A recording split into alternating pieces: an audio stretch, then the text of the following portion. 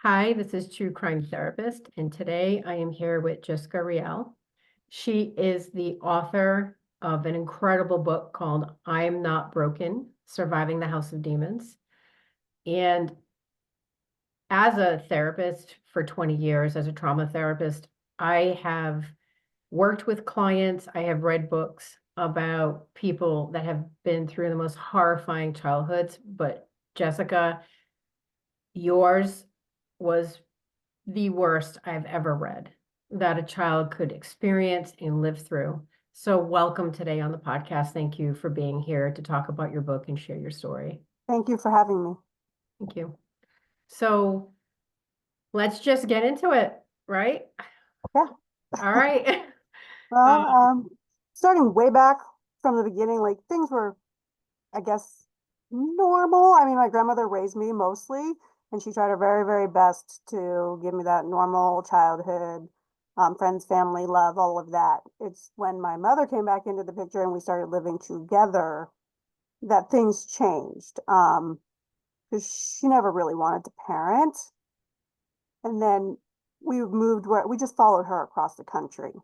New boyfriends, new jobs, whatever. And then she got married and had more kids, got divorced, and then remarried, got married again and made us move in with her second husband, whom she'd only known for a couple months before they got married. And she just came home one day and said, "We're moving in with him." I got married, and my grandmother's like, "No, let them at least finish out the school year. We have like 3 months left in this school. Why move them? We can just stay here." And she's like, "Well, they're my kids. We're going to do what I say. If you don't like it, you can leave." so, So, at like, this point, there's no consideration for your feelings. Your no, feelings don't matter, your needs don't matter, whatever is good for her in that moment and whatever she needs and she wants. exactly. She can consider my grandmother's feelings when she was the primary caretaker of the three children, or the fact that my little brother was in kindergarten. She didn't consider any of that. It didn't matter to her. She was ready to move in with him, and we were going. So I had to start a whole new school again in sixth grade. And I don't believe my mother put my brother in back in kindergarten because back then in California, it wasn't a law to go to kindergarten. It was a choice. Okay. I think they've since changed that, but back then they did not require kids to go to kindergarten. So he did not finish that. And she sent him that summer to live with my youngest brother, who was adopted by a man in Pennsylvania. So they're together, and they have been together since birth and 5 years old. So This man that adopted your younger brother, this is his biological father, or no, who's it? no, Okay. I don't even really know. I've met him once. He was just a man that my mother and grandmother knew when they used to breed and show dogs, like English bulldogs. They were really big into that circuit, going to the dog shows and all of that. And that's what this man did. And that's how they knew him. Apparently, he was an older man, a gay man, didn't have available options to have children. Sure. When Barbara was like, "I don't want my fourth born, you can have him." Like, so she gave him up when he was 6 months old. We knew when she was pregnant she wasn't keeping him. She named him the same name as the man who adopted him and everything. We just never knew that she was going to send my other brother there when he was 5. Sure. Right. Yeah, Right. Now, that was a what whole was that different. like for you to suddenly lose your little brother? It was really odd. It's like I came home one day and she's like, "Yeah, we're taking him to put him on a plane. He's going," and that was it. Okay. Couldn't question her because it would be the same thing. My kids, I do what I want. Right. That's always her response. Yeah, Got it. exactly. Now, okay. So just for people listening and watching, so now you're having to move across the country. Your Barbara is your biological mother, and now Yes. you're living. And who's the man? You said that she met a man. What's his name? His name is Larry Carrasco. Okay. All right. And when I first moved in with him, although it was weird moving into some stranger's house, at least I had my grandmother and my sister and then my mom. Um, and he seemed like a decent guy. Like it was the nicest house I've ever lived in, well maintained, like 3 bedroom, had a little spa in the background, a basketball court. I thought it was great. He went to work every day as a bus driver. Seems like a put together, the most put together dude I've ever seen her with. Okay. Right. And then he gets injured while on the job, and he already had some issues with post-traumatic stress from being in the war. I think he was in Vietnam War, Hmm. you know. So he had issues, and she played on those issues of his paranoia and his uh, trauma from being in the military. So when he Okay. was on drugs after he got beat up on the bus by a group of teenagers, he got beat up badly enough that he needed to be off work for a few weeks and be on serious painkillers. And she just, I think she preyed on that and gave him more drugs, and then everything changed. Okay. Why would she want to, in your opinion, looking back, why would she prey on that? Why would she want him to be more on drugs and living in that state? To control him and to allow her to do what she wanted to do. Because before this happened, he had kicked her out because he realized she was on drugs. And he kicked Oh. her out and said, "You can't come back until you get clean." And then he gave in and let her come back. Okay, so if he's using drugs and she's using drugs, then he can't use that as a reason to kick her out, or he becomes more compliant and he's more controllable. Exactly. So eventually she did kick my grandmother out too, because my grandmother didn't like how she was treating us. She knew things were not right. Like she could tell both of them were on drugs and things were not going well. And she really zeroed in on my sister. Like I don't know what it was about her. Maybe she was the youngest child in the house, the smallest. I don't really know, but ever since she was born, she picked on her. Like even as a baby, she would have her in the high chair and light put a lighter under her feet. Just That's really cruel. What's your yeah. sister's name? Her name is Alexia. Okay, so And Alexia is getting picked on and abused always. right from the Abused. beginning. Right from the beginning. I don't know why she didn't like her. Like I remember one time in a bathtub right before we moved into Larry's house, she was giving her a bath, but all we heard is screaming because she made the water too hot and she wouldn't change it, and she wouldn't let anybody take her out of the bath.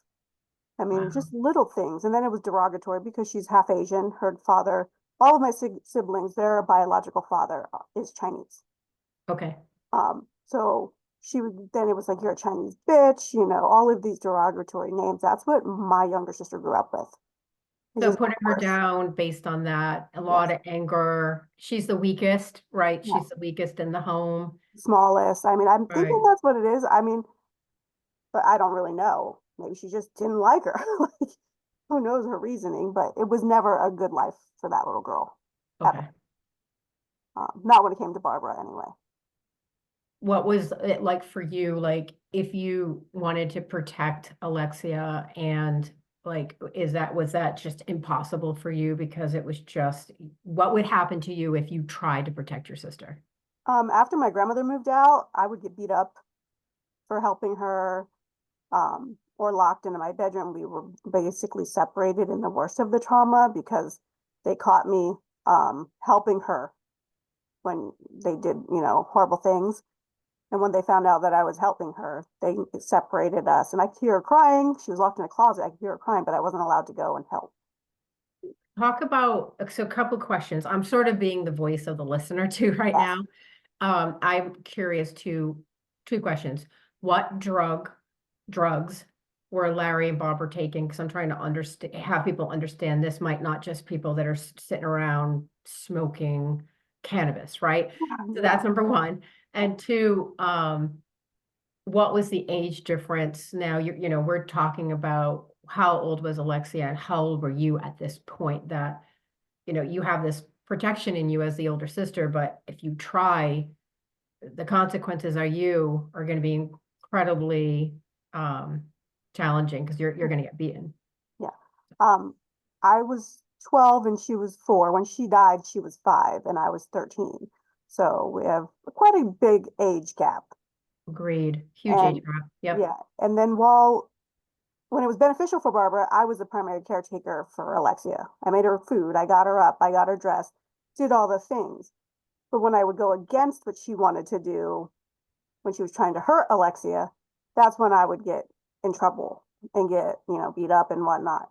So it was very hard living in that, trying to be this primary caretaker for this little girl, still go to school, but then yet when I try to stand up for this little girl, I get in trouble. Like, Yeah. and then the You're drug still a child yourself. yes. And I didn't know what was going on.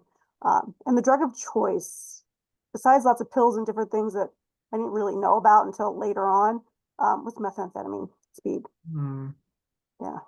So do you think, of course, this doesn't justify any of the horrifying things you're going to get to and that you experienced, which it's all horrifying, but you know, when we get deeper into it, but um, would you say that her and Larry were both in some sort of psychosis at some point and hallucinating or?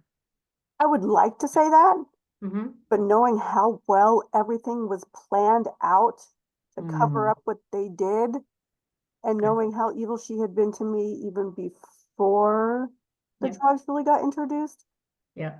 and now talking to her when she, not talking to her because I don't talk to her, but when listening to her parole hearings, it's not, it's her. I'm sure Got the it. drugs didn't help at Yeah. all, and they gave her more ammunition or motivation to do said things. But I think that she was just an inherently evil person. Okay. Yeah. Yeah. Yeah. So it's already in her. Yeah. It's Yeah, already in her. And then the drugs are just, however the drugs are increasing that evil already in her and magnifying it. I think that's a better word, yeah. magnifying it. Yeah. And Okay. just giving her, I guess, when she's on the drugs, you're not really thinking about, oh, I'm going to get in trouble for this, or this is not socially or, acceptable. We don't do this kind of thing. So all those things she probably always thought about and wanted to do, she felt more like she could on the drugs. There wasn't that little voice probably telling her this could get me in trouble. Oh, that's so well said, Yeah, Jessica. that's Yeah. what So, I think it is, more so than I think she would have done it if she, drugs or no drugs, if she thought she could have got away with it. so there's just a little bit more of that reality testing Yeah, and or a little bit more of that thought of what's the consequence, maybe a tiny bit more. yeah, Got it. yeah. Okay. And like when you're being compliant as a child, doing what she wants you to do, doing what she says, is she loving at all? Does she have moments where she's loving towards you or nurturing or validating your emotions or caring about your needs? Um, when I lived with my grandmother before she was married, she did that, but only when she was trying to show off to somebody that she was introducing me to, like a coworker or a boyfriend. But in general, no. Okay. Only if it benefited her in some way would she be, hug or love or if she was trying to manipulate me. That came later on. Okay, I'm sure we'll get to that. Yeah. And right now it's manipulating how other people see her. Yes, yes. Like, I'm a loving mother, I'm a nurturing mother. Mhm. Look at me. Okay, got Yeah. it. But that's Because not really who she was. no, I mean, she was always, before drugs, a very beautiful woman. Used to model, Hmm. tall, long-legged, blonde-haired, blue-eyed, that perfect. She had a great life growing up, from what I can understand. Like maybe she was too spoiled, and that, Right. because my grandmother had um my uncle, and then had 14-year age gap between, and 8 miscarriages. So Barbara Wow. was very wanted, very planned for, and I think they overcompensated, and she never knew the word no. Well, that means there was no consequences for her behavior. Right. Exactly. And then But as she had jobs in real life and parenting and responsibilities, those exacerbated all of her tendencies. She's very narcissistic because the world always did revolve around her. And then you have right. kids and it doesn't anymore. Like, so it's just her image. It was always about the image. I was waiting for you to potentially use that word. Yeah. Right. So, right. She thinks she's special and she's superior and grandiosity, right? I'm perfect and anything that goes wrong is everybody else's fault. Exactly. Yeah. Always. To this day. Okay. Literally to this day. To this day. Yeah. That's the only reason she's still in prison, because she still feels that way. She Um, still feels like it's everybody else's fault and she's a yes, victim. Yeah. Got exactly. it. Um, so, things are fine. I'm finishing my 6th grade year there. The summer's fine because my grandma lives there. And then 7th grade happens. Grandma gets kicked out. Chad's gone. So it's just me, Larry, Barbara, my mother, and Alexia, my sister. I missed a lot of school during 7th grade. Tons of school. Why? because I had to stay home and take care of Alexia. So where are they? When you're home, you're missing school, you're caretaking your little sister. Where's Harry and Barbara during all this? In their bedroom, sleeping off their highs. Wow. And basically, I mean, they never really came out of their room unless it was to eat or get something. So That's a a lot of huge times I burden felt that was placed on you. yeah, I had to stay home. I felt I had to. Because if not, like she's like, I would come home and from school and she's like, I'm hungry. Nobody came out, nobody fed me. Like, so I took to hiding snacks in her bedroom so that she would have easy things to open and eat Yeah. when I had to go to school. Like if I couldn't get out of it. Because there's sometimes Barbara would get notified by like the truancy people and they were like, you have to go. Got it. And that you knew though that if you weren't there, that she might not have access to food and she'd be hungry. So you were like planning ahead of time and Yep, strategizing to put snacks in her room. exactly. Yeah. Because she didn't put her in kindergarten. She could have gone to kindergarten. She was old enough, but she didn't put her in kindergarten. So, Okay. um, and then my seventh grade summer came along, and that's when it all went to hell. It was bad. Like grandma was gone. I didn't have school as an outlet or some place to tell anybody. And I was literally locked in that house and couldn't go anywhere unless she allowed it. Um, When you say locked in the house, I mean like, were you, if you wanted to step outside to get fresh air or to play, were you allowed to go outside? no, not at this point anymore. Um, when my grandmother lived there, we were allowed to like we'd walk around the neighborhood, ride our bikes, do all the things. But after she was gone, we weren't allowed no phone access, no outdoor access. Everything was controlled. Windows were nailed shut. There was no escaping. Do you know what Barbara's mindset looking back, like what was the reason? What was she trying to hide? What was paranoia, suspicion? Do you know what was going on? At this time, she was very paranoid, thinking she literally thought she was God, and she thought she was pregnant with Jesus, and we were demons and vampires trying to kill her baby. We, meaning you and Alexia, were Yes, vampires and demons that were trying to kill her the baby. baby inside of her and the father's Jesus. Yeah, Yeah, basically. got Yeah. I was trying to suck the electricity out of her. I don't know what that it. means, but that's what I was told. Okay. Uh, so it was a very interesting summer. I mean, they came up with this idea, this plan to rid us of our demons by making us drink bleach milkshakes 3 times a day for 8 days. Very specific, very routine. Garlic, all sorts of different spices in there, bleach and ice cream, and we were forced to drink that every day. Wow. Do you remember the first time you took a sip? Like, could you taste the bleach in it? Did you immediately have like some sort of reaction to it? I remember that I refused to drink it at first, and Larry punched me in the face, gave me 2 black eyes, and drugged me out and made me do it. And then I was, I'm gagging and like almost puking, and it's basically Barbara's got her hand over your mouth, and you're like, do it, Oh, drink it. right. Is You're it like doing it. burning your throat, Oh, your it burned. It eyes? was horrible. It was just, Or, I mean, they tell you not to ingest it for a reason. right. Oh, yeah. Just the smell. And I think the biggest issue was she and Larry said they were drinking it too. I never saw them do it. Of They course. said they were all doing it.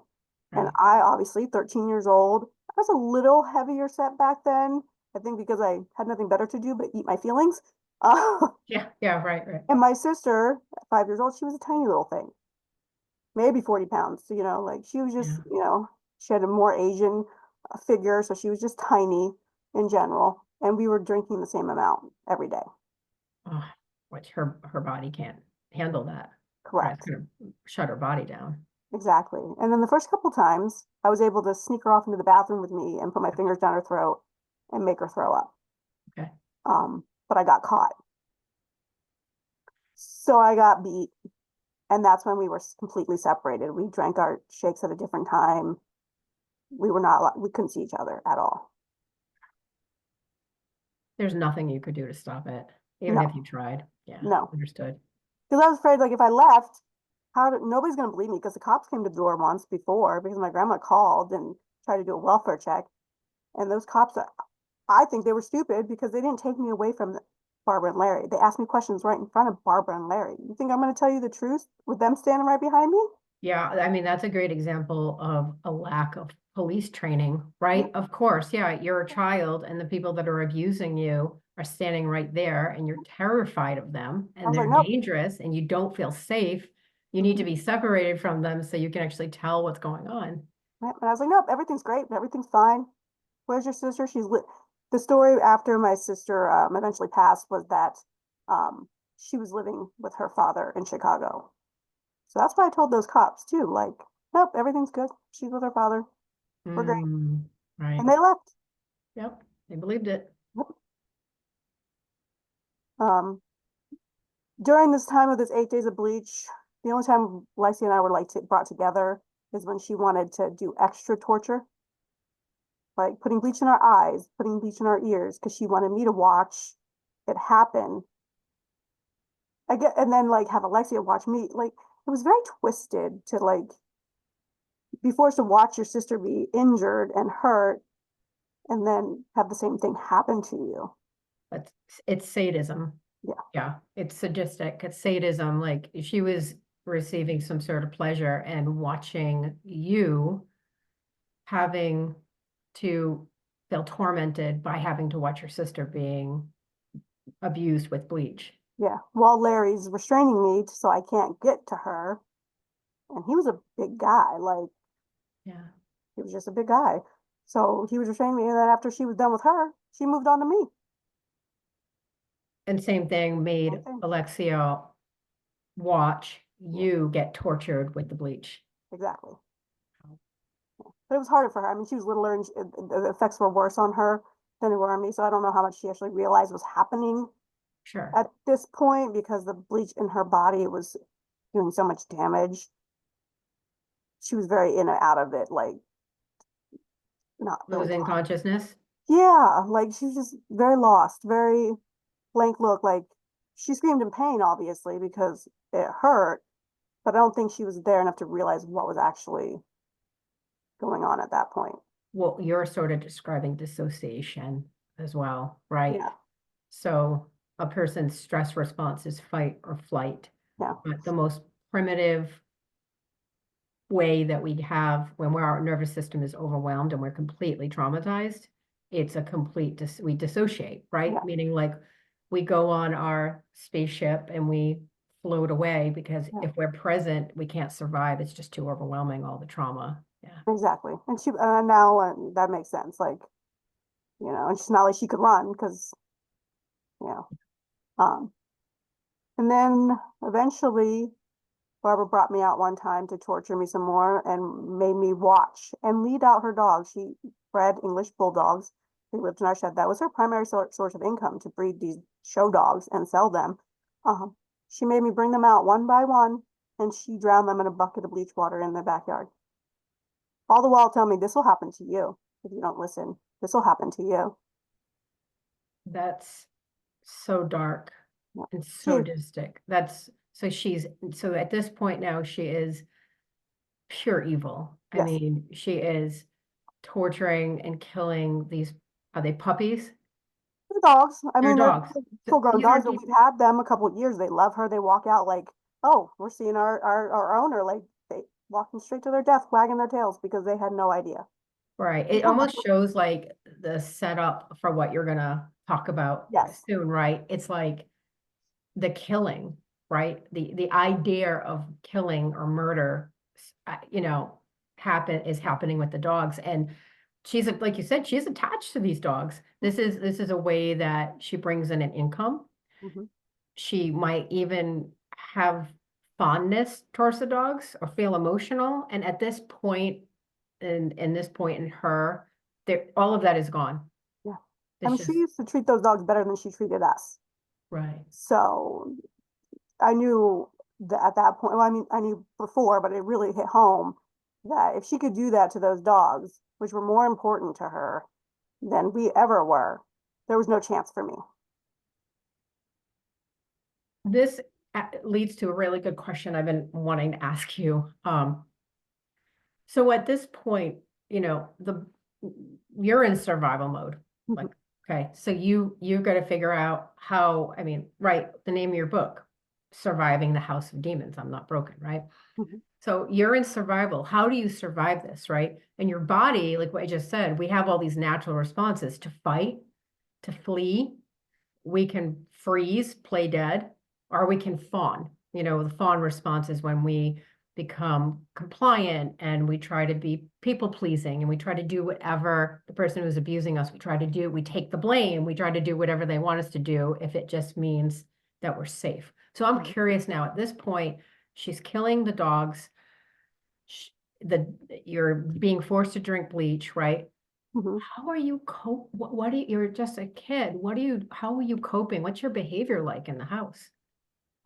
I did everything she said, but the problem with that is even if I did everything she said, if later on she could turn it against me and say I didn't do it right or I shouldn't have done it or so I didn't know what to do, So honestly. you had like a fawn response. You were fawning. You were Yeah, people pleasing, and hoping that if you just did whatever she says to do, that maybe you would be safe. And I know you still weren't safe, but yes, you developed a fawn response. Okay. yes. Yeah. And then eventually it came to the last couple days of the bleach drinking. Alexia and I have been separated. I knew she was still alive because I could hear her crying through like the wall when they locked her in a Mhm. closet. Um, and they, cut all her hair off. Like she had very long brown hair. They cut it off because she didn't want to take care of it. Like anything just to make this little girl feel bad. Um, Mm. but then eventually I came out from one of my bleach sessions and I'm walking down the hallway and I look in the bathroom and Alexia is completely nude, laying in the bathtub, looking unresponsive with an enema bag. With a what bag? An enema bag. Okay. So apparently she wouldn't drink the bleach anymore. I don't know if she wanted, she couldn't, or just wouldn't. So they used the enema bag to put it down her throat. Oh, horrific. It's Yeah. disturbing. So Okay. I'm in the dining room watching, and Barbara starts to not freak out, but she's Larry, Larry, come here, come here. Like she's not, I don't think she's breathing. Okay. So they take my sister out of the bathtub, lay her on the hallway floor, and I'm watching from the dining room holding this bleach shake that I'm like, okay. Um, and Barbara's like putting her head to her chest, making an effort to do CPR. She literally is the most horrific moment for me, really, is she literally gave her one breath in her mouth Mhm. and then declared her dead and smiled with her lighter in her mouth. Like she always used to just put the back end of a lighter in her mouth and just hold it there. That was because she smoked. Okay. And it was just I just remember that's always in her mouth and she's smiling around this lighter in her mouth saying she's dead. And I'm like, are you sure? Like I'm kind of freaking out. Like, are you sure? Like, how do you know? Like, call an ambulance. Sure. Yeah. Nothing. Nothing. She was like finding satisfaction with a smile, Yes. like relief that it's over. She's dead. Yeah. Yeah. And I thought, okay, Barbara's after that, Barbara started being nice to me because apparently the demons are gone now, right? Okay. Wow. No, Um, wait. So where's your sister? That's so awful, by the way. I'm so sorry. That's so horrific that you had to experience this. Where's her body now before she starts being nice? Like, where's her body? they decided to put her in a black trash bag, one of those like large contractor bags, and put her in our freezer in the back in the outdoor in the garage freezer until they decided what to do with her body. Okay. And Wow. that's where all the So, planning comes in. I'm with you. Um, so yeah, she was nice for a couple days, like it was fine, like, but I didn't trust it because she'd been nice before. And meanwhile, I'm like, well, what are we doing? Was my sister really dead? Like, how do we know she was really dead at that time and couldn't have been saved? We'll never Yeah. know. Does that haunt you to this day? The not knowing? Yeah. Yeah. I mean, And she did she look it? Yeah, but how do you? A lot of people go into the ER looking like they're on death's door, and somehow or another they make a miraculous recovery. But she you're never right. gave that little girl an option. Never gave her a chance. Yeah, because she didn't want her to live. No. Right. So then a few days later, semi niceness going around. I'm not locked in my room. Like I get forced to go into the master bedroom closet And I walk in and they have like taken everything out of the closet, took the carpet out. They have like linoleum down in there instead. Like it was a whole remodel, completely empty. And then there's trash bags on the floor. And in the middle of that is her in the trash bag, Okay. her frozen body. Okay. And then they sit there, they make me get in that closet in the corner while Larry has a gun to me, telling me that if anybody asks where your sister is, you tell her she's in Chicago with her father. Repeating the story, while Barbara takes her out of the trash bag and proceeds to start dismembering her. But I remember she's like, at first she was like, I can't do that. I can't do it. Not that she couldn't do it like mentally, but physically. So she gave Larry gave her the gun, and then Larry's the one who removed her head from her body. So you have a gun to you. Now your mother's holding a gun to you. Mm-hmm. Okay. And you're sitting in the corner. Yep. Can't even imagine what you were thinking or feeling. And your Larry is dismembering her how? With like a meat cleaver, pruning saw. Like it took hours. It took hours because it wasn't like they were just doing big, can't sound graphic, big chunks. They decimated her. Once Larry got the head off, Barbara went back to it. And I swear think the look on her face is like she was somehow getting some enjoyment from it. Because it didn't disgust her. It didn't bother her. Yeah. Just kept going and going. And then I like to say that her consistency of her body ended up being like oatmeal. That's how thoroughly they dismembered her. And then put her all back in that black trash bag while I had to So watch. they went through the entire body. Entire body. The entire Everything. body. Nothing Nothing was left. left untouched No. until, like you said, it was the consistency of oatmeal. Yep. And Now meanwhile, what? I'm sitting there just trying to like, all I keep thinking is they're not using gloves. I Yeah. mean, that's really a mess. Like, that's what I was thinking about. Like, they're not using gloves and they're doing this, and it smells horrible. And she's starting to thaw. So there is, and I have pieces of her body flying and sticking to my skin because it's sweaty. It's, middle of summer in this closet. And all I keep thinking is, I need a shower, and they're not using gloves. Like, I think Yeah. that's Like what it I didn't got. disturb them Yeah, I enough from your didn't. gloves. Yeah. Yeah.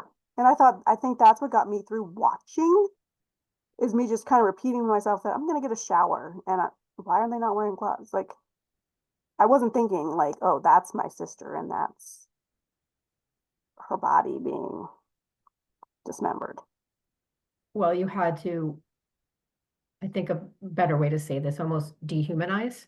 because you had to dehumanize in the sense of like, that's not my sister, Yeah. and this is just, it's almost like this is something they're doing to someone, right? You're distancing yourself Yeah. so you can Because survive it. I like to, because when people ask you talk about it and you don't get real very, very emotional and you're very like, I'm like, it's like it's a movie. Yeah. Like I've always just kind of thought of it and worked through it as like it's something I watched on TV, like something that didn't happen to me. So that's why I seem very detached from it. Even when we went to trial, they forewarned them that I was very detached and not very emotional about it, very monotone. And that's just how I did it. Well, yeah, well, right, and that's great that they brought it up at trial. So to show that, it just because you're detached, it doesn't mean you weren't deeply disturbed or hurt. It was just the way you had to survive. Or that it didn't happen because Correct. they then took those bag full of body and burned her in our fireplace. And I don't understand how nobody, it's like June in Sacramento, California, 70, 80 degrees. Nobody says anything about a fireplace and the Yeah. horrific smell. None of the neighbors call and nothing. And the houses were all sort of like close Close together together. and Yeah. people, yeah, that is surprising that nobody red flagged it. No, no, not at all. And then that night, I was woken up in the middle of the night and we took her ashes that were in one of those red and white igloo containers and went to the Sacramento River where they threw her ashes, the igloo, and all of the tools they used. Okay. And they put it all in the river. Yes. Now, did you start to notice changes in yourself, changes in them right after this? But yeah, they were nice for a little bit again. Um, and I remember while they're doing the fireplace and putting her in there and burning her, Barbara brings out ice cream. She goes, "It's mint chip. Here's your favorite ice cream." And I didn't want to eat this ice cream, but I knew if I didn't eat this ice cream, it was going to cause a problem because she's being nice. And then she's like, "I love you." And she's like, so I'm sitting there eating ice cream, like sick as hell, trying Yeah. to like do whatever I could that I wouldn't be next. Yeah, and that gets into the narcissism, right? Because narcissists get easily slighted. So if she's trying to be nice and you reject something that she's trying to give you, then she would get slighted, which then would bring into that narcissistic rage. Yes, which makes sense now. But back then I just knew I better eat this damn ice cream. Yeah, survival, survival, survival. Just eat the ice cream. Eat the Yeah, ice cream, say I love you back, even though I did not mean it. But yeah. um, so then the rest of the summer goes on and they start getting back on the demon and vampire. Um, and then I'm obviously the only one there. So I was forced to sleep in our shed in the backyard a lot Okay. when they thought I was doing things. Um, and the final straw came like when Larry came out and Barbara came out in the middle of the night and poured bleach all over me while I was sleeping, woke me up to it. And then I was stuck. And then, like, probably a couple hours later, they come back and spray me off with a hose. And now this is eighth grade, just to make sure I'm on. Yes. Okay, so Eighth you're in grade. eighth grade, It was a few you're, weeks into my eighth grade year. It was okay, 13, so it wasn't very, it was early, it was September, early September. And all I was worried about, because I knew I'd get in trouble, is we had those standardized testing that you were supposed to mhm, take at school. I'm sure, like, I have to get to school. I have to, like, take these tests or I'm going to get in trouble. So I sure, get right, up in the morning like it's nothing, put on clean clothes because I had to stay in the wet bleach clothes because I was afraid that they would come back and do it again. And I only sure. had one set of clothes in there to go to school in. So I'm riding my bike to school, body's burned, hurt everywhere, hair's literally changing colors throughout the day from the bleach. I had bleach on I remember bleach on the bottom of my jeans because back then everybody wore wide leg jeans and it was all over. Nobody Okay. said a thing. Nobody notices any of this at school. No. Wow. Did that make you feel like, I know you were a kid, but I wonder if you started to believe that maybe you deserved it, or if it made you feel like nobody cares about you? I didn't ever feel that I deserved it, but I did feel like what Barbara said about nobody would believe me. It just reinforced that because if nobody's coming to ask me about it, either they don't care or they're not going to believe me. Got it. So like if you already didn't have any hope, you were really losing hope to be rescued because she was right. That nobody would believe you that it was really Yes. happening. Got it. Yeah. So Okay. finally, at the very end of the day, because I had told one friend, not about everything, but just about the bleach being poured on me. And she convinced me, she's like, no, you need to tell someone this is not right. Like basically the only friend I had back there in school. And so by the end of the day, it was like my last class. I walked in and I was like, I either tell someone and see if I get help, or I go home to who knows what. Were you afraid, honestly, at this point they were going to murder you? Yes. Yeah. Yeah. It was escalating. And I was the only one there for them to pick on. So it was me or nobody else because nobody else was in the house. The dogs are all gone. Like there's nobody else to Yeah. torture. Uh, so I decided my last teacher, my math teacher, I went up to her and I was like, Miss Cooper, I can't go home. I need you to help me find my granny. And then she's all flustered teaching a math class for 45 minutes. So they never gave her like any details. So we went through math class. Um, It was like at the beginning of class, you mean? yeah, when they're She's like left changing. wondering, like, what does Jessica have to tell me? Yeah. Yeah, So got she's it. all flustered throughout the whole episode. And then I finally tell her after school, after everybody leaves, I'm like, I can't go home. They poured bleach all over me. I showed her some of my burns. Um, and then it just started the whole like, went to the office called the cops. Tammy had to take pictures of my burns. And she's like my best friend. We're still friends to this day. Oh, that's so sweet. Yeah. She stayed with me when I went to the hospital to get checked out. She rode in the cop car with me when they took me to the receiving home. Like, she's been the one constant in my life forever. Well, it's a beautiful person. Yes, she's great. Yeah. Good human. Okay, so now, all right, so now you never go back to the house? Do you ever? No, I never go back to the house. I don't tell them what happened to my sister, but I tell them about the bleach on me. And obviously they have proof because I'm covered in burns and whatnot. So they go out there to like arrest them and talk to them for child abuse and whatnot. They do get arrested, obviously, because there's drugs and all of that. But then it starts the couple months of me just telling everybody, my sister's in Chicago, my sister's in Chicago. And me saying that, which I didn't realize at the time, since it was out of state, got the FBI involved because I claimed she was in another state. Oh, got you. So Okay. then the FBI gets involved and they talk to her father in Chicago, and he hasn't heard from her or talked to her in months. So that red flagged the FBI. Correct. And then this agent came out, Jeff, and he was not nice to me at all. Mhm. He locked me into a room. I don't know if he had some gut feeling or what, but I knew something. But he didn't stop, and he made me feel guilty and horrible. He's like, you were her mother, you took care of her. Who was she calling for if when she was hurt? Like, so he played on that. And I Right. don't remember the actual meeting after that. He says I completely disassociated like a wild animal, like, and had a complete mental breakdown and finally told him what was happening. But I don't remember telling him. Wow.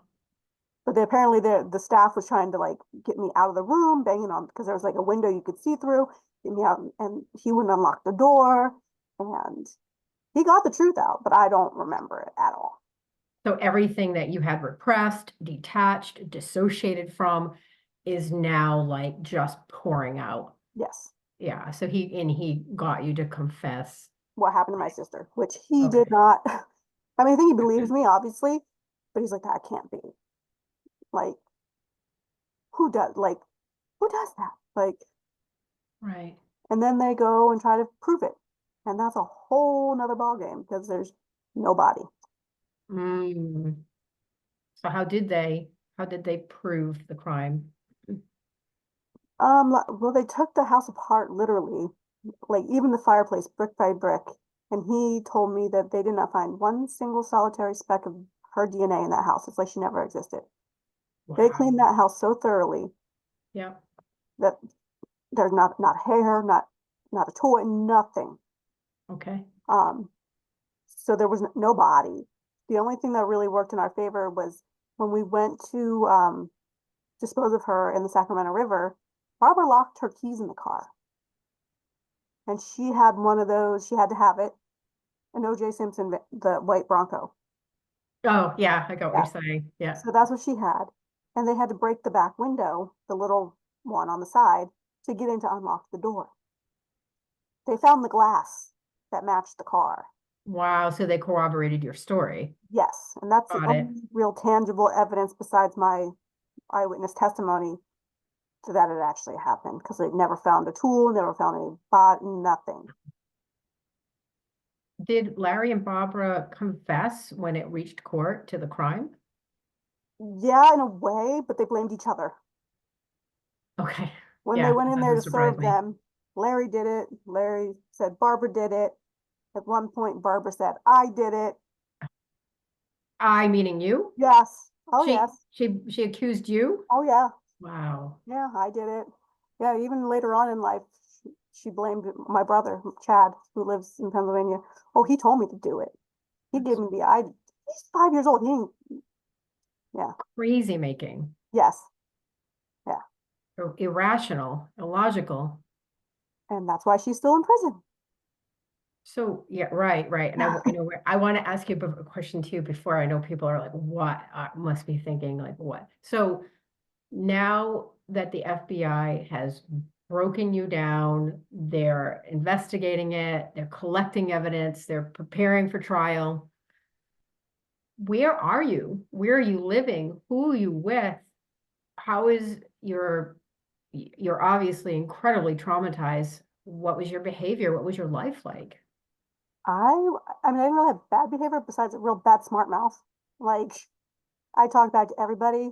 Um, but I didn't like physically act out or, didn't do my homework or anything like that. I had a real bad mouth, very sarcastic, very mean. Um, and I lived in a receiving home. It's supposed to be 0 to 30 days until they can find you a placement. Okay. I ended up being there over a year.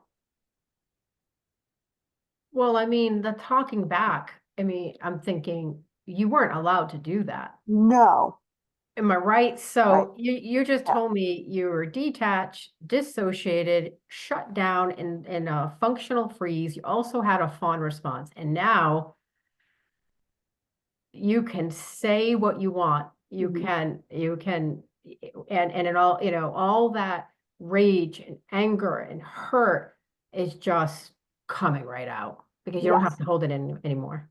yes. Yeah. I did get to a foster home because it took a while, and I did get into one. I loved it. I was there for a few weeks, started school, everything was great. Mhm. Come home one day from school, and the social worker's there saying, "You gotta go."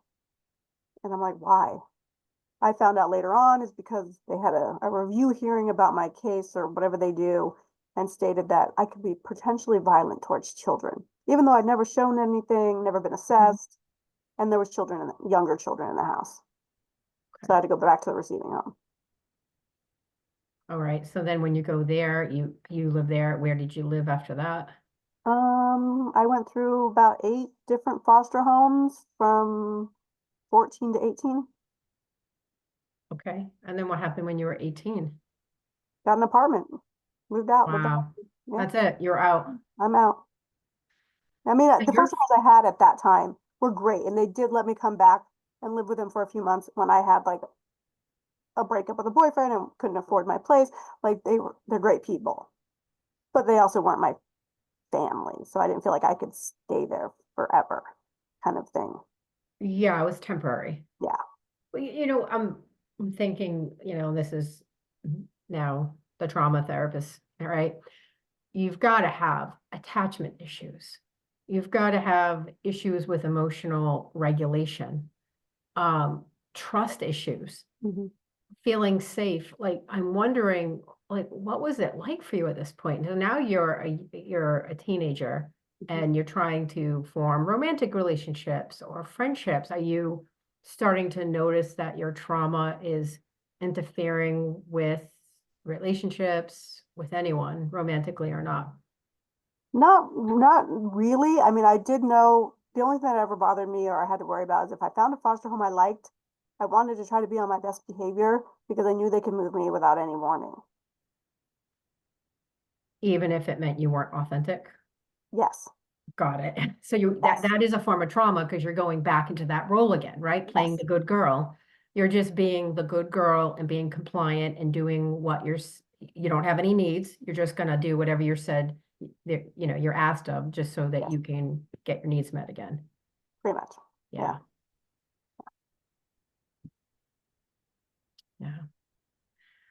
So so what happens now? And now is the trial happening at this point? And Trial took a couple years because they kept delaying. Barbara tried to do the insanity plea and then anything to delay it. So it did happen. Barbara didn't go to trial. She took a plea bargain when I was like 15 years old. Um, and she got sentenced to 15 years to life because they dropped basically all the child abuse charges and she just got murder one. how did you feel about that? I was pissed because everything that was like done to me, it was like it didn't matter. Well, yeah, yeah, exactly. All the I mean, trauma and abuse. I know that's not how they work it in the court system now as an adult. It's like they saved a ton of money. She admitted to this. They don't have to do a trial, yada, yada. I get that now. But back then I was very angry that they weren't getting anything. Well, she wasn't in regards to what she did to me. Well, it's invalidating what Mhm. happened to you. Yeah, understood. Yep. And then Larry decided to go to trial. So I had to testify. It was jury trial, testified. Um, and he lost. He got 40 years to life.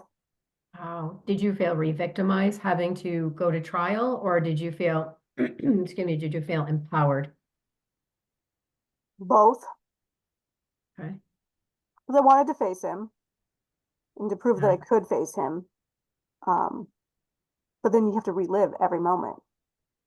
And his attorney was an ass. Like I was a 15-year-old kid and he was horrifically mean. I get that's their job, but he probably could have not been like so. He talked down a lot, like tried to make me feel stupid, all of the Yeah. things.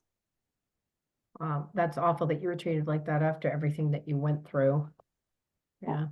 I mean, as an adult, I get it. He was trying to get his client off, but Right. yeah, Well, that leads me to a bigger conversation of the court system and how victims are treated. Right. Yeah. Yeah. I mean, I got lucky. The district attorney that was there, Marv Stern, he was awesome. He prepared me very well for that hearing and for that attorney because apparently this is that guy's style. So I was Yeah. very well prepared. They took me to lunch. He like tried to make me comfortable. Like I have to give them credit. They did a great job. Okay. Nice. Good. So there were some positives that came out of it as well. Yes. Yeah. Now, okay, so now Larry and Barbara are locked up, but they're in prison. Have you had any contact with them? Has Larry or Barbara tried to apologize? I know we touched on this a little bit earlier, but I'm wondering if they took accountability, they took responsibility for what they did. Have they offered you an apology? Anything? No. And I actually don't even have any contact with them until actually Larry I've never really had contact with at all. But Barbara, when I turned 18, I moved out on my own. I decided to start writing her. It was like very therapeutic for me to like write her and tell her off and like basically tell her I'm doing everything she said I couldn't do. Um, and all of the, and then eventually I stopped writing her because it was always about her and, you know, everybody else's fault. Like I never got what I needed out of those letters. So, or what I thought I needed, like an apology or some kind of accountability or that she even had any emotional attachment. Like it was all about, well, this is how I'm suffering in here kind of Yeah, thing. that's the narcissist. It's all about me. When Yeah. you say emotional attachment, did you need to hear her say like, hey, I really loved you? Yeah. I wanted that for a long time. You needed that. I Yeah. did. I did want that. Never got it. I read in your book a part where you were like, there was moments where you really loved your mom, Oh, which yeah. is normal, of course, but even which just shows you the power between a child and a parent is that even though she's doing the most horrific, sadistic things, there's this part of you as a child that wants connection, wants Mhm. attachment, Yep. right? Yeah. So, so you didn't get what you needed from the No, correspondence with Barbara. correct. So how did you find your way forward to heal or forgiveness, if whatever that means to you, right? Because that means something to different people, if at all. How was that? What was that path like forward? Did you go to therapy? When I was a teenager, they did force me into therapy for a little bit while I was in foster care. But after I met the first one, and all she kept doing is trying to ask me, well, why are you mad? Why are you mad? I felt like she just wanted to diagnose me and move on.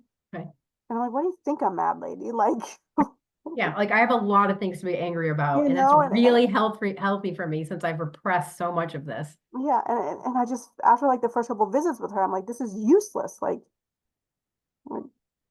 I don't know. And then I didn't want to do it. And they tried to get me to do it again with another guy. And I just literally sat there. I Yeah, was like, we're going to waste our time. You're going to drive me here and I'm not talking. And I right. didn't. And I didn't go to therapy for a long time. Like I did some mandated therapy after I had my first daughter in 2008 because I came down with a pretty bad case of postpartum depression. I wanted to throw her out a window. Like Yeah, she was like six you were weeks in a old dark now. place. Yeah. And she was a good baby. Like she slept through the night. Like it wasn't even like she was a difficult baby, no colic or anything. I just wanted to throw her out a window. Yeah, So I told my OB when I went in for like my 6 week check, I'm like, I'm having these problems and I really do want to like throw her. Like I envision hurting her. yeah, So they obviously called an ambulance. I got taken to a psych facility, did a voluntary hold because it was either that or they do involuntary, and who knows what happened to my baby. sure. And then my aunt took care of my baby while I was in there. It's courageous of you to admit and be vulnerable and say, I need help because I don't want to become my mother, right? Yeah. I don't That was want it. to be That's violent. my whole life I've lived to not become Barbara. Yeah. That has been my whole goal in life, to not be her and to be everything she said I couldn't. Yeah. That was like something to help you survive all of this is to be Right. the opposite. Right. Yeah. So that took incredible courage to say, hey, I'm concerned about the thoughts and where I'm going in my head. I'm going dark, right? I'm having dark thoughts. So help Yes. me. Yeah. So I did. I had to live with my grandmother for a while because obviously they called social services and they had a case open. Not my grandmother, my aunt. While I did some weekly therapy and they checked out the home and got my antidepressants right. So things turned around and changed. That was the only time I did therapy, but they didn't really address my past. It was more just about the postpartum. Sure. Yeah. You didn't work on the trauma. Exactly. Got it. I just did enough to get them to close the case and let me Okay. move back to my apartment. Got it. And how about, I know that was a while ago, like since then, did you start to work on the deeper levels of trauma with a licensed therapist or?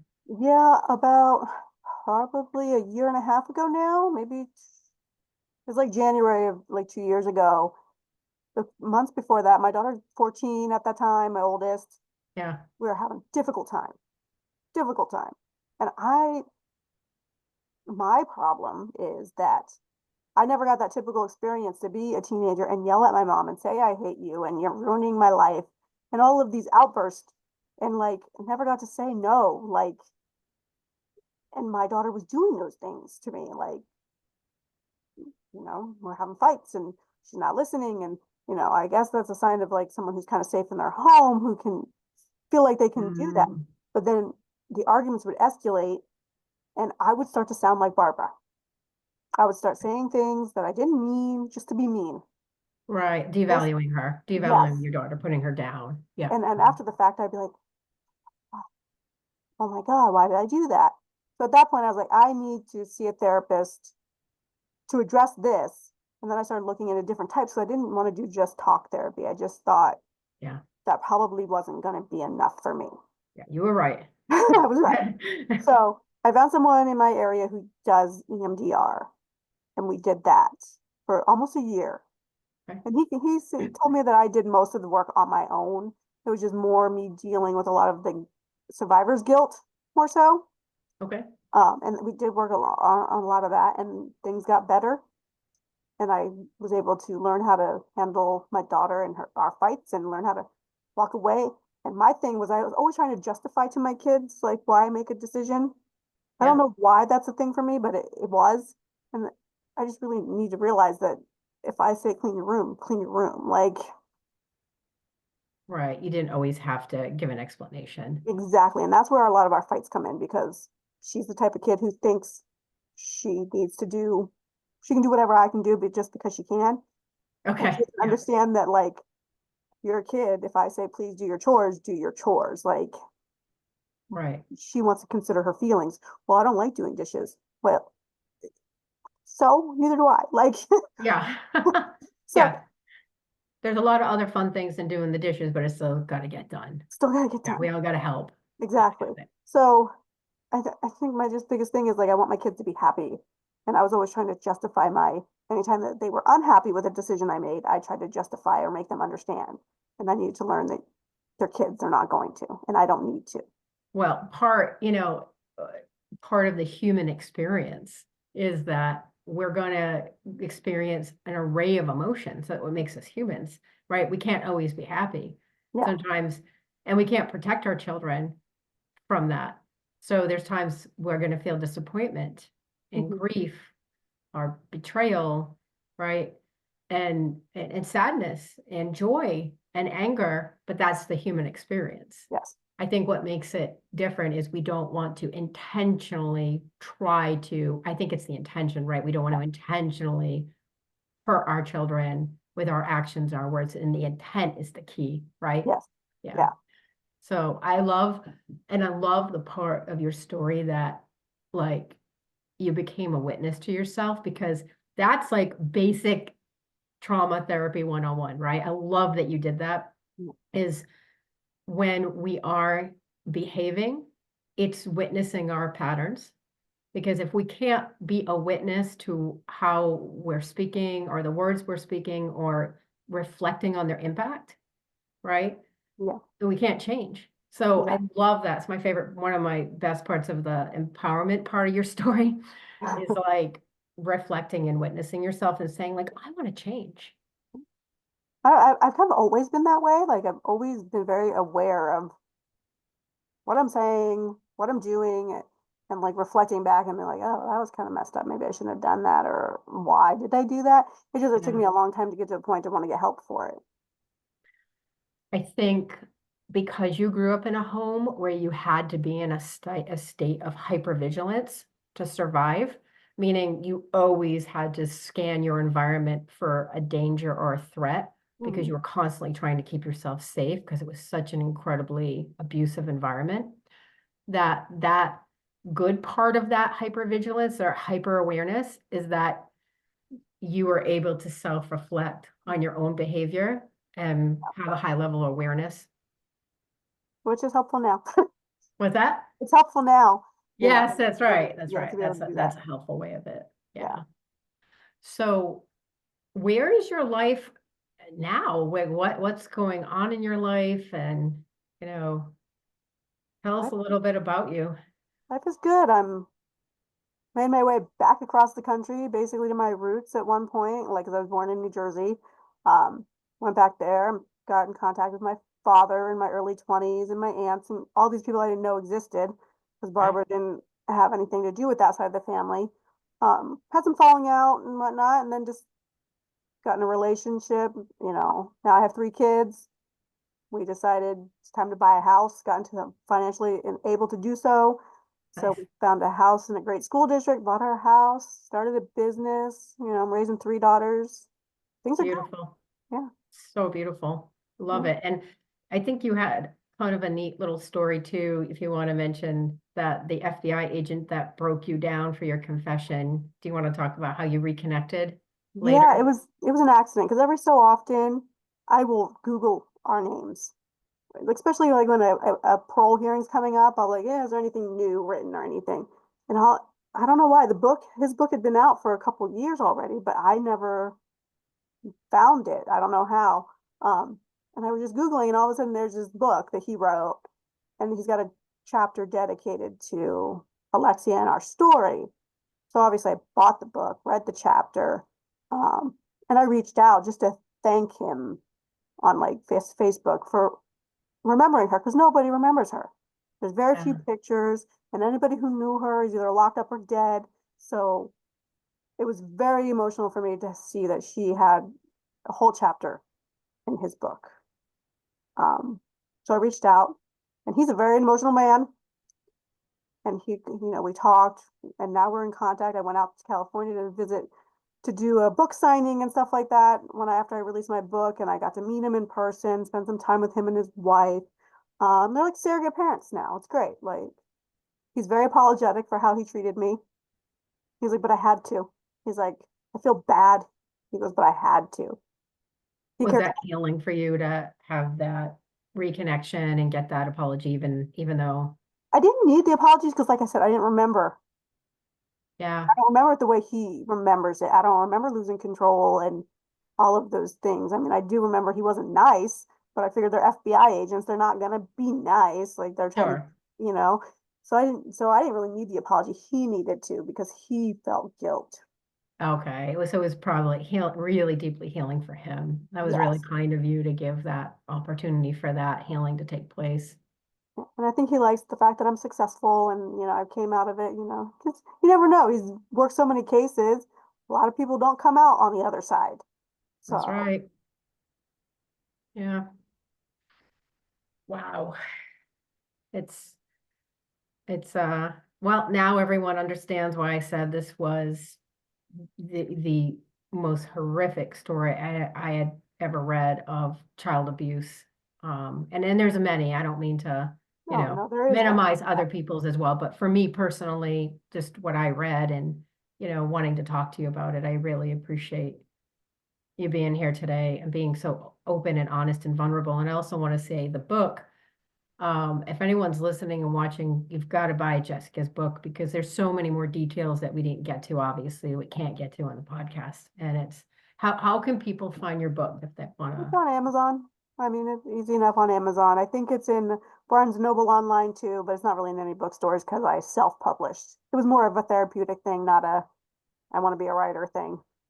Yeah, yeah. I thought it was the voice that it was written into, like, was almost childlike in some ways, where I could really see it through the eyes of a 10-year-old or 11-year-old, a 12-year-old. That's why I think it really impacted me too. It was incredible the way it was written.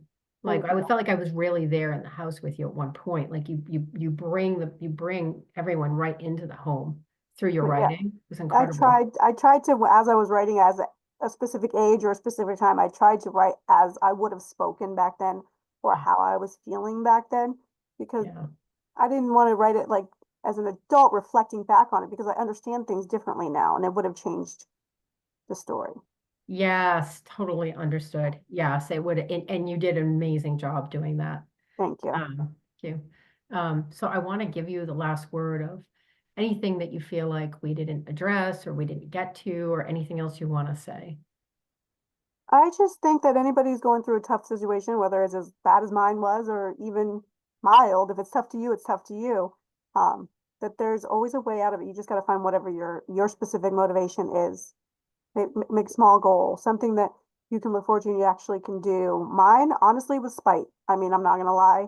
I wanted to spite everything she said to me. She told me I'd never graduate high school, I'd have kids and be pregnant at 16, I'd never amount to anything, all of those things.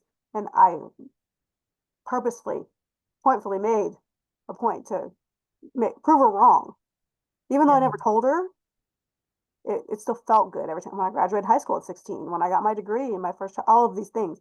She said I couldn't do, I did. So find whatever works for you, whatever your motivation is, and know it's okay that even if you have a horrible upbringing and people made you feel bad, it's okay to walk away. You gotta be Mm, happy. And that's a hard thing to learn. Like I felt bad for a long time being happy. guilty, feeling Mhm. happy. That's the Guilty feeling survivor's happy. guilt that you Yep. spoke to earlier. Yep. And that took me a long time to learn that it's okay to be happy. Yeah. Yeah. Whatever that is for you, whatever version it is for you. It's okay. Well, beautifully said. I love it. Thank you so much for coming on here and sharing this story and talking about your journey. So thank you. Thank you. I'm really grateful that you took the time to speak with me about it. Thank you. I appreciate it. I like sharing. I like helping others who reach out after they read my book or hear a podcast that I've done. It makes me feel good knowing that, someone else can come and say, I'm really not broken, like, because they felt it broken too, but they know they're not. So Yeah, nice to get that feedback. beautiful. So I am not broken, surviving the House of Demons. Go buy Please, it. thank you. Please, because it's really incredible. Well, thank you again. Thank you. All right. Bye.